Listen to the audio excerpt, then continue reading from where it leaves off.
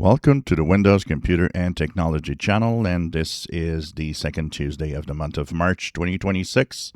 That means Patch Tuesday updates have arrived.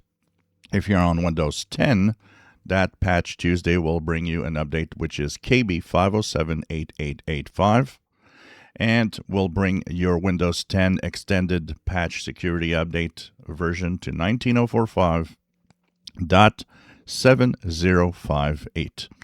So this is the updates for this month. Contains 20 days, and also we'll be looking at a few other things, lots of high or important security updates also in here for Windows users. If you have a PC that uses the .NET framework, you might also have a security update for the .NET framework in your Windows updates. And that is because it contains a denial of service vulnerability that is critical. Actually, it's a critical flaw in the .NET framework that exists and that could be exploited. It's already exploited in the wild, actually, according to many.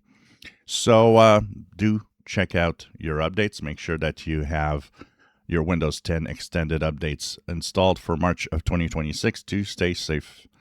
If you enjoy my videos, please subscribe, give us thumbs up. Thank you for watching.